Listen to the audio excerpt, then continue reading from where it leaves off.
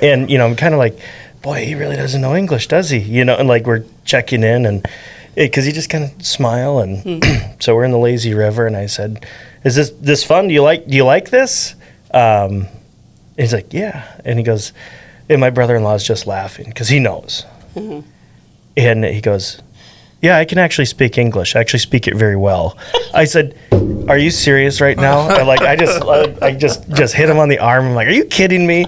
But, I thought I was being the polite of like including him, the icon, right. Hey, just making sure you're having fun, but it was like, oh my goodness, I was so embarrassed with that. I was like, whatever. He fit right in with our family at that point.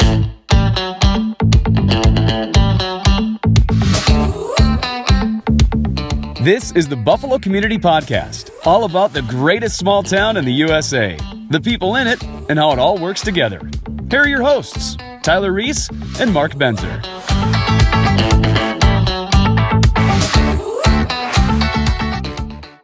Hey everybody, we've got a special episode on episode 118 of the Buffalo Community Podcast. We've got Tracy Waldschmidt with us talking about foreign exchange students. And then she also talks about some of those famous people that she's talked to in the past. So Tracy, thanks for coming in.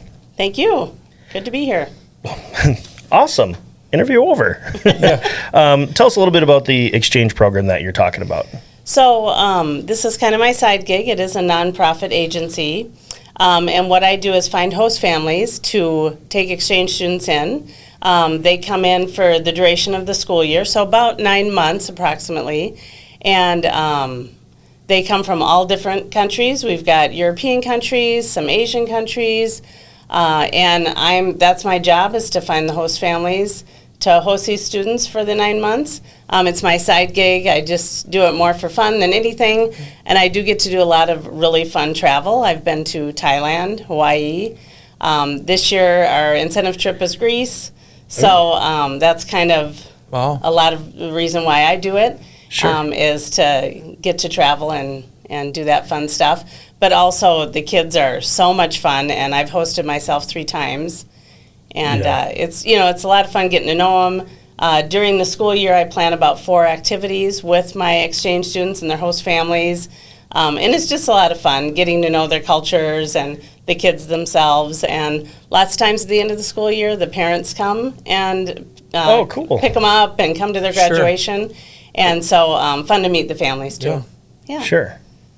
What besides doing podcasts, like what other things do you do to find some of these host families and find places for these kids to? Sure.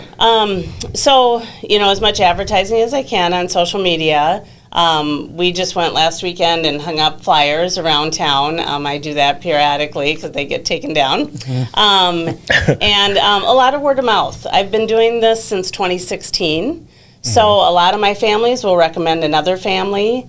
That type of thing. I mean, I've gone and talked to FFA group. I've gone and talked to, the football boosters, that type of thing. Just whatever way I can think of, like this, to get the word out and get exchange students placed in homes. It's a cool thing. I always wanted to do it when I was in high school, and my parents always said no. So when I got older, I was like, heck yeah, I'm going to host an exchange student. Sounds like fun. So for the people that don't know. Is there any qualifications? Okay, we know this strange kid from a different country is coming. What else? So I'll kind of read off. I have it on my phone here. So I'm going to just kind of read off some of the qualifications. Sorry, I have to find this here. So you do have to be at least 25.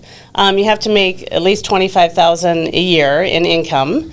And be able to financially handle, hosting an exchange student. They do come with their own money, and so they pay for a lot of things themselves, like travel, going out with friends, activities at school, like the activity fee or equipment. They'll pay for all that themselves. You do get a background check, so no criminal history. We also do references for their application, and they have to fill out a whole application and stuff. And otherwise, just a stable, loving household, provide room and board at home. So a bed and meals at home would be the other qualification. And do you have it's not real difficult. Okay. Yeah, right. because I think maybe some of the hurdles would be like, are the students, can they speak English, or does some not speak English? Yes. So what happens is we have offices in all the countries that we take students from, and so they go through a process there. There's a lot of activities. They kind of test them out for their English. So each child, when you look at their application, because I can see all their applications, and then when I find host families too, I can show them the student's application so they can read through it, see if they're a good fit. Sure. But they all have like an English score on there. Okay. Yep. And if they score pretty low, we usually won't take them, Sure. and have them, they can always come back the next year, that type of thing. But these kids speak very good English. I've never really had an issue with, especially the European kids. This is, they study it in school from a young age. Yeah. Yeah. From my experience with foreign exchange students is mostly through Rotary, and because they come every week, and these kids are like kind of like the cream of the crop of like, we want to go do these things, and we're doing well in our schooling, and it's a privilege to be part of these programs. To go that. So when I see that, they've always been really well spoken, kind of the experiences that they bring to the table, and they're like, this is much different than, back in my country. Right. It was really, really fun. I mean, we had some, from people from Denmark. I'm trying to think where Jason was from. I think he was from Africa, but Yes, he goes, I knew him. Yep. he did the polar plunge with us, and that was so fun. And he's just like, never again. No, I don't need to do that. A lot of them do that. That's a funny activity that they all seem to. That's the Rotary Club. Hey, you're going to jump in a frozen lake with us. Sure. Yeah. But so What's a frozen lake? Yeah. That's I Africa. My one student from Germany, her parents said, don't let them, take you on a frozen lake. Yeah. And because she would come down here in the winter and videotape Buffalo Lake, with all the fish houses. Yeah. So my parents live on a lake, and so of course she went out with my dad one day and got to go on a frozen lake, even though her parents told her not to. But but she thought that was pretty cool. I mean, there's a lot of things, just day-to-day stuff that they think is cool. I've had ones where I've taken them to Target the first time, and we have to stop and we have to videotape going into Target, or just their reactions going to Walmart or Target where everything is in one store. They don't have that back in their country. So that's really eye-opening to them and kind of overwhelming. Yeah. Stuff that we take for granted every single day of like, and then we're inconvenienced and we have a little bit of a slow Wi-Fi connection. Yeah. And we're like, what? Oh yeah, we can get clean water and food like in a minute.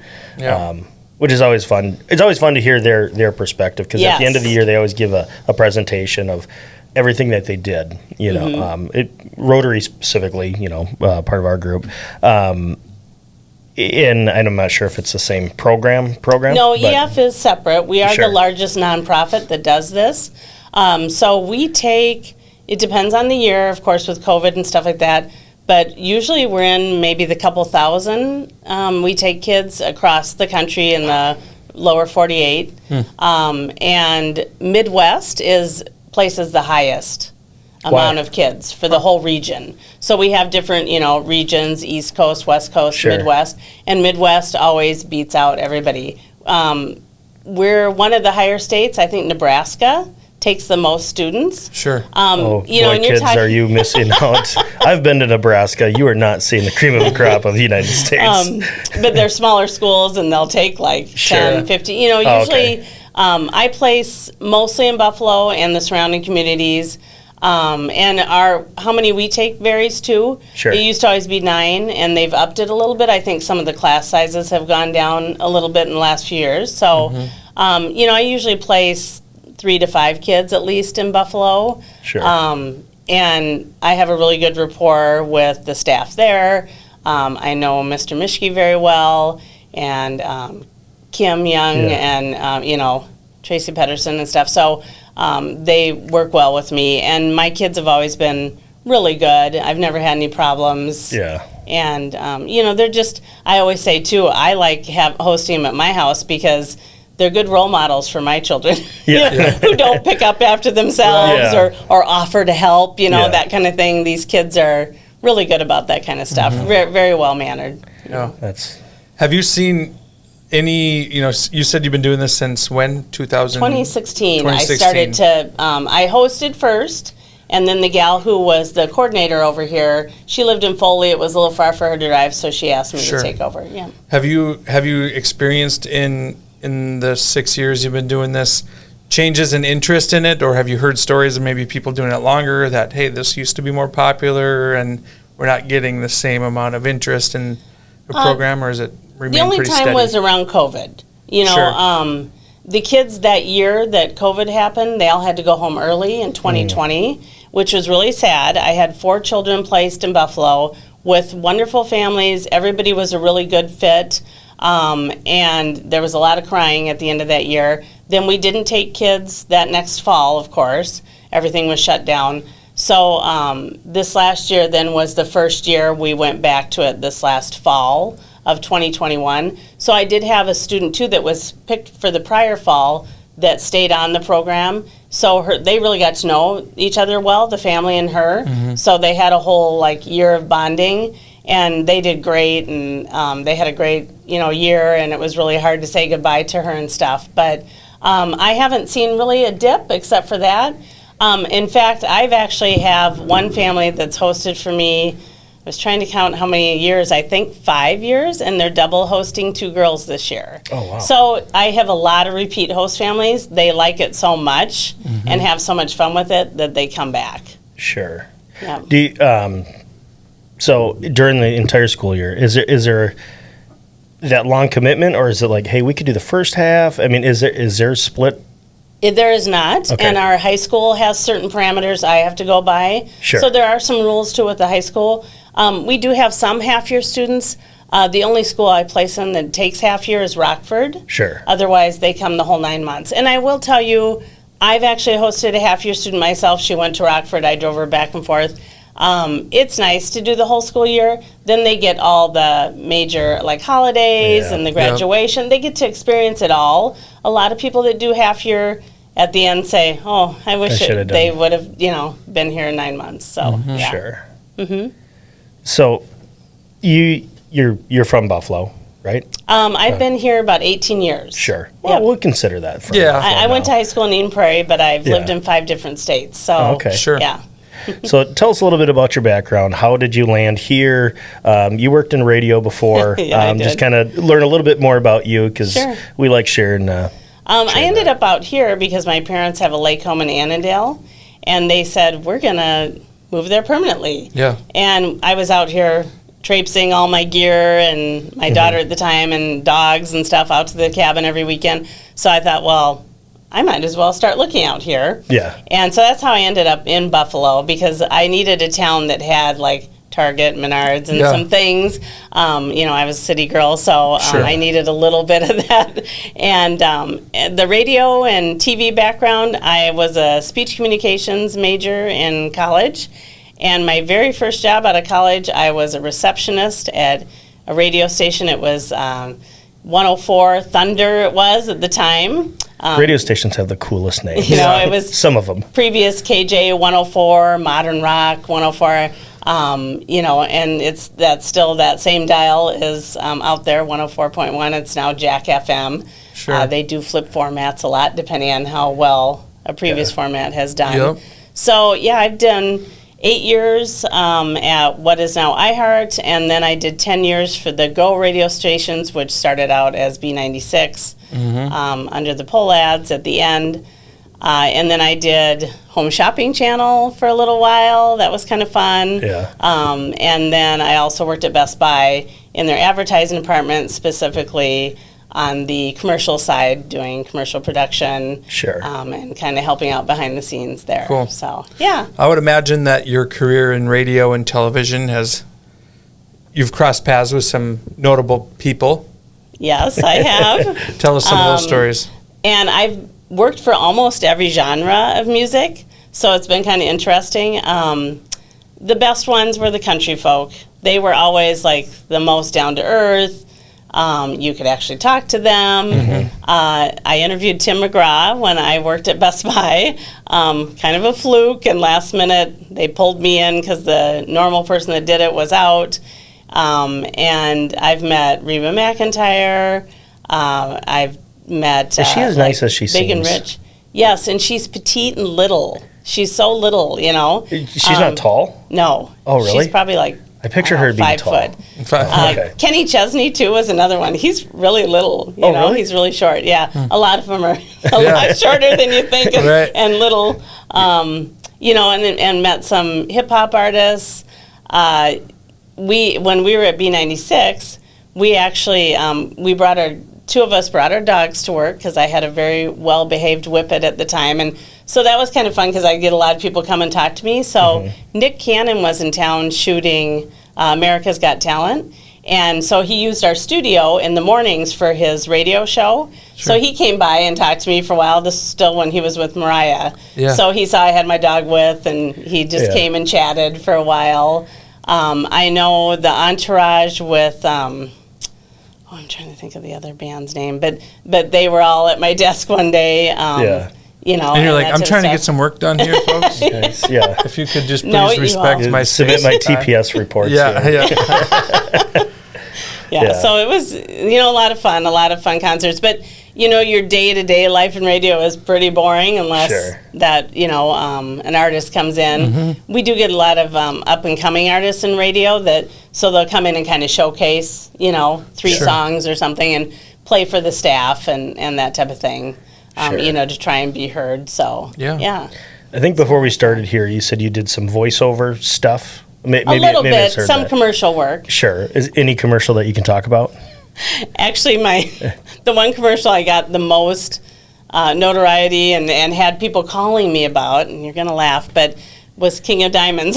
My coworker and I saw the script and we're like, we have to do this. And it was for a Valentine's promo, like take your guy to King of Diamonds for Valentine's Day. Sure. And it was 2 like girlfriends talking, you know. Yeah. And so that was the one you know, that was on K-Fan. Sure. And those types of commercials had to be after 10 o'clock at night. Yeah. And I thought, wow, really? That many people listen like, overnight hours and heard that spot of mine? But I got a few, you know, voicemails and stuff on that one. That's pretty funny. Tell me more about that Valentine's Day special. All right. I heard you on the radio. What's the promo code here? But when let's kind of circle back to education first. I was going to say exchange first, but education first. Is there any deadlines you're looking for people this year, for next year? We do still have, I think, 300 and some kids to place for this fall. And we will be starting to ramp up for the next fall also. So anytime people come to me, you know, maybe they're not quite ready this fall, or I've also had the people that come and say, we want to host this fall, and I'm quickly, you know, there's last few students left, and you're trying to find one for them kind of thing. You know, the school will sign all the forms and do everything usually after the first of the year for that next fall. So, like right now, I could still place kids for this coming fall of 2022, and then we have to wait until after January 1st for the fall of 2023. Sure. But, yeah, I mean, it's a fun thing. I think people think, I get a lot of no's because it's, we don't have enough room, or... You know, people don't think they're exciting enough. Yeah. You know, like, and I'm like, you would be amazed. Kids just want to do the day-to-day stuff. Yeah. I mean, my students that I've hosted, I've had 2 girls from Germany, 1 from Switzerland, and I use, at the end of the year, we have a farewell orientation. And one of the questions I ask is, what was your favorite memory of the year? And I mean, I've had kids we've taken to Florida or on vacation, you know, different things. And they all say, going over to the lake, going over to my parents' house and going tubing and swimming. Was their favorite memory. So that wasn't, you know, any big deal to us. Right. So, you know, you think about that kind of stuff. And, you know, and they can share a bedroom as long as the other child is the same gender and 13 or older. So they don't have to have their own bedroom. It is nice, you know, I think, you know, for that aspect. But, you know, you don't have to be super wealthy or live in a big fancy house or... Right. anything like that. I mean, we do go in and we do a home inspection. And then after the student arrives, we actually have another member of our team do a second visit. So the thing I really like about our organization is how buttoned up we are. And I mean, I call the students and the host family every month and check in with them, make sure everything's going okay. Like I said, I usually plan 4 activities. So like we've done trampoline park, snow tubing, roller skating, just different things that maybe they don't get in their home countries. Sure. That type of thing. So very connected. I know a lot of other agencies, sometimes your coordinator's in another town way far away or even sometimes in another state. Sure. And so what people really like about me and what I do is, I'm talking to them all the time. If they text me, I text them right back or I call them back. They've got me anytime, night or day, if something were to go wrong or happen or they need to ask me a question, anything. And I get all kinds of questions from host families and, but it's fun. And I'm really getting to know a lot of the people in the community too. Mm-hmm. Yeah. It's fun to have that interaction, get to know. I mean, it's kind of sad at the end of the year because not only does the student go home that I've been supervising, but I kind of lose that connection with the host family too, which, I mean, because we do a lot of activities together and, right. You really get to know them and it's just a lot of fun. I mean, it's a fun side gig, Seems like the first time would be the scariest time. Yes. Kind of taking that plunge of like, we're going to host, Mm-hmm. And you go through all the things. You tend to go through all the things of what if this doesn't work, all the things that Right. could go wrong. Yes. Until you experience that, I was all worried about this, but really that was not a concern. And in doing this so many years, I have tips and tricks for these families. One thing is, I'll back up a little bit. When I get the host family, I sit down and I talk to them. And I say, okay, is there any country that you want to host from? And I mean, we take from Sweden, Switzerland, Norway, Netherlands, Denmark, Germany, Spain, Italy. I mean, there's about 13, 14 countries we take from, so a lot of variety. And a lot of people, I tell them too, like my first exchange student, I'm very German, so I thought, what better place to host from than Germany, which is where we get the most students from. Sure. And those kids are wonderful. It's probably my favorite country still to take students from. But, I tell them, pick the country, and then I ask them about their families. Like, do you want the student to do something that maybe one of your kids does? Right. Do you want a tennis player, a basketball player? You know what I mean? Like, is there a certain activity? Do you want them to like camping? Whatever, So I really try and match the student with the family's likes and activities so that they do have a good year. The other thing is I kind of force them to talk to the student a lot. Yeah. And one prerequisite I have is they have to do some kind of FaceTime with the student, Skype or Zoom or whatever, but talk to the student face to face. It kind of alleviates that nervousness, and when you're talking to them on a video chat, you're seeing each other. So when you're at the airport and you're trying to find that student, even though you're holding up the sign for so-and-so, but it's just the comfort level. I can see it in the kids too, that they kind of are a little more at ease. And I've had families, they walk around the house, show them their bedroom where they're going to be, meet the dog, whatever, sure. just to get them comfortable. So I feel like I really prep these families and the kids, and I usually send out some emails before they come. And I also, EF does require we do a welcome orientation at the beginning of the year. So a lot of things are addressed there. Mm-hmm. And then we do a farewell orientation at the end of the year and then all the activities in between. So I'm usually seeing these kids and host families like at least every other month. Sure. Can I share one story? Uh-huh. My brother-in-law's family, they had, I think he was from Brazil, and he went up to Duluth with them. We went to Bentleyville, all the Christmas lights. And he goes, oh, yeah, he's going to come and join with us. And he's like, oh, he doesn't speak English. Oh, okay. I was kind of he's very poor English. And I said, hey, are you having fun? I'm Tyler. This is my wife, Jenny, and my kids. And slow, eye contact, very enunciated for the entire day, probably 6 hours. Uh-oh. You know where this is going now. And, I'm kind of like, boy, he really doesn't know English, does he? And like we're checking in and because he just kind of smile and so we're in the lazy river and I said, is this fun? Do you like this? And he's like, yeah. And he goes, and my brother-in-law is just laughing because he knows. And he goes, yeah, I can actually speak English. I actually speak it very well. I said, are you serious right now? And like, I just hit him on the arm. I'm like, are you kidding me? But, I thought I was being the polite of like including him, the icon, Right. Hey, just making sure you're having fun, but it was like, oh my goodness, I was so embarrassed with that. I was like, whatever. He fit right in with our family at that point. So Yeah. as long as he's like, yeah, I actually speak English very well. It's actually the first language in our country. So I was like, oh, okay, well, so thanks, Merry It's funny when Christmas. people meet them and they'll talk that way, and it's like they speak really good English. Yeah. You don't have to, slow down or do anything special necessarily. My dad used to do that at first too, and I'm like, Dad, they speak English. Welcome to America. So that's my experience with that, and it's like, no, I just have to be alert and so. Well, anything as we wind down that you want to leave a message for all 250,000 of our viewers? Sure. So if you do want to host an exchange student, you can give me a call. My name is Tracy. I'm with EF High School Exchange Year, and the number is 612-203-9750. Or you could email me. It's spelled different, TRAECY 33@gmail.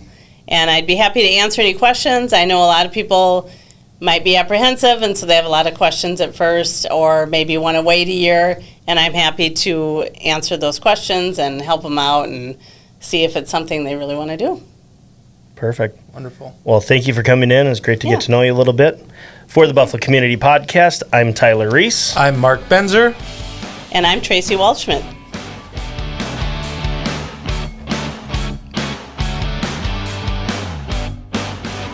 Thanks for listening to the Buffalo Community Podcast, produced by Edlund Media. You can find us on Facebook and YouTube, as well as anywhere you listen to podcasts.